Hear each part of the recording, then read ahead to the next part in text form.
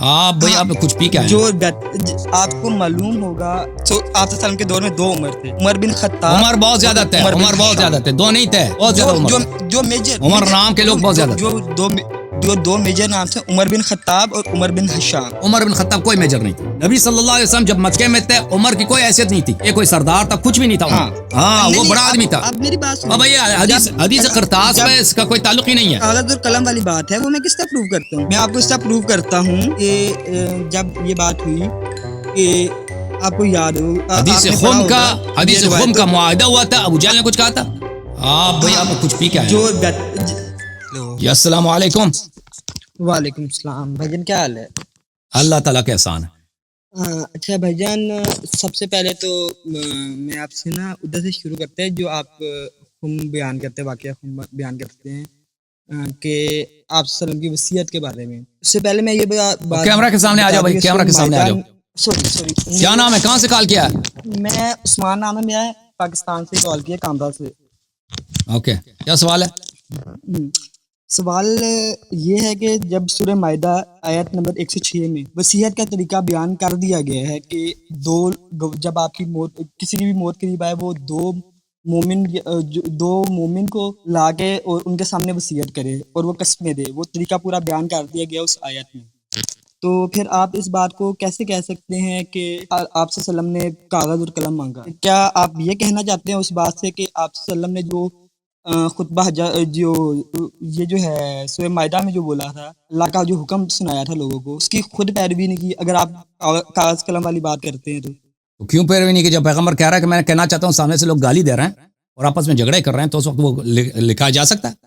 نہیں، وصیت لکھنے کا نہیں ہے، گواہ کرنے کا ہے، اور ان گواہوں سے قسم لینے کی بات ہے۔ میں سورہ مائدہ کی آپ کو آیت کی پوری ترجمہ آپ کو میں بتا دیتا ہوں، جو ہے ایک میں نکالنے دیں کہ اس میں پراپر اس میں یہ مینشن ہے۔ نہیں، قسم یہ نہیں ہے، وہ قسم اس طرح ہے، قسم اس طرح ہے کہ اگر وہ شہادت دینے کا وقت ہے تو پیغمبر دیکھ ابھی اس کی باری نہیں ہے کہ ان کو قسم دیا جائے۔ نبی صلی اللہ علیہ وسلم وصیت لکھنا چاہتے ہیں سب کے سامنے، ٹھیک ہے نا؟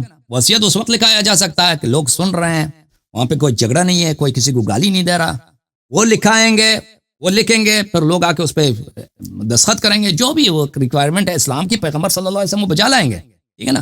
شاہد بنائیں گے، ان شاہدوں سے عہد لیں گے، جو بھی ہے کر لیں گے وہ۔ لیکن اگر لوگ سامنے سے گالی دے رہے ہیں خود پیغمبر کو اور کہہ رہے ہیں کہ یہ نستجیب باللہ ہذیان کہہ رہے ہیں، آوازیں بلند کر رہے ہیں، تو اس حالت میں وہ نہیں لکھایا جا سکتا نا بھائی۔ آپ لکھ سکتے ہیں اس حالت میں وصیت؟ نہیں، اس حالت میں نہیں لکھ سکتے، ختم بات۔ اس میں یہ بھی نہیں، میں آپ کی دوسری بات جو اس آیت میں بتایا، اگر آپ ایسی جگہ پہ ہیں جہاں پہ جنگ ہے تو آپ مسلمانوں کے علاوہ کسی غیر مسلم کو بھی بلا سکتے ہیں، یہ بات بھی مینشن ہے، آپ کو پتہ ہے؟ جنگ نہیں، میں آپ کو آیت کا ترجمہ سناتا ہوں، وہ سنا دو آیت۔ دیکھیں، شور شرابہ ہے، کوئی گالیاں دے رہا ہے، یہ جب آپ آیت نمبر 106 پہ آتے ہیں سورہ مائدہ کی، اللہ بیان کرتے ہیں، اے ایمان والو، تمہارے لیے آپس کی گواہی، جب تم میں سے کسی کو موت آئے، وصیت کرتے وقت تم میں سے دو شخص گواہ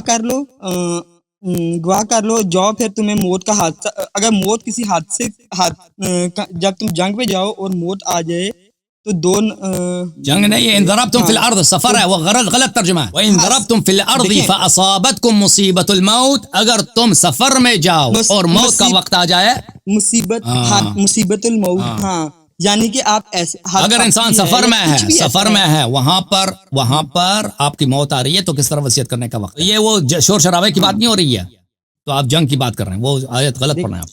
اگر میں کہوں کہ آپ کو یہ چیز پروو کر دوں کہ جو حدیث خم ہے، کیونکہ آپ جو کہتے ہیں کہ یہ جتنے بھی میں روایتیں دیکھی ہیں 12ویں جو ہے صدی عیسوی کی ملتی ہیں، جو سب سے پرانی اس کی اسکرپچر ہے۔ اگر میں آپ کو یہ کہوں کہ یہ وہ حضرت علی نے وہ معاہدہ لکھا تھا جو بیعت رضوان کے اوپر ایک معاہدہ ہوا تھا، وہ ریٹن میں ہوا تھا، وہ خم تھا، اس کا کیا تعلق ہے؟ اس کا کیا تعلق ہے رضیت الخمیس سے، حدیث قرطاس سے؟ اب اس کے لیے آپ کو ایک چیز، میں آپ کو بتاتا ہوں وہ کس کا تعلق ہے۔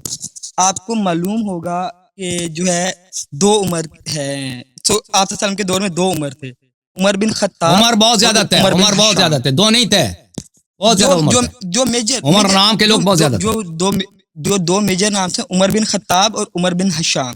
عمر بن خطاب میجر نہیں تھا، عمر بن خطاب کوئی میجر نہیں تھا، عمر بن خطاب ایک بہت ہی معمول سے بھی نیچے درجے کا آدمی تھا۔ نبی صلی اللہ علیہ وسلم جب مکے میں تھے عمر کی کوئی حیثیت نہیں تھی، یہ کوئی سردار تھا، کچھ بھی نہیں تھا، ٹھیک ہے نا.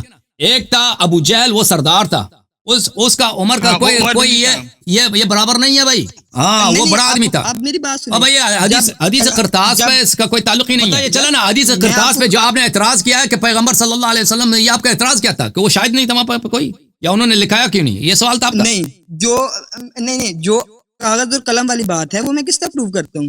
میں آپ کو اس طرح پروف کرتا ہوں کہ جب یہ بات ہوئی کہ حدیث خم لکھنے کا جب مسلمانوں میں معاہدہ ہونے لگا تھا تو ابو جہل نے ایک بات کی تھی ادھر, آپ کو یاد ہو حدیث خم کا معاہدہ ہوا تھا, ابو جہل نے کچھ کہا تھا. ہاں بھائی آپ کچھ پی کے آئے. جو بیت رضوان کے پر کیا ہوا تھا, جب معاہدہ لکھنے لگے تھے انہوں نے کہا تھا محمد, وہ ابو جہل وہاں پہ نہیں تھا. ابو جہل وہاں پہ موجود تھا اور حضرت علی لکھنے والے تھے. معاف کرو بھائی, بھاگ جاؤ یہاں سے. ابو جہل وہاں پہ کہاں تھا؟ ابو جہل وہاں پہ تھا. ابو جہل جو ہے نا وہ قتل ہو چکا تھا. ابو جہل کب مر گیا تھا؟ بدر میں مرا تھا نا.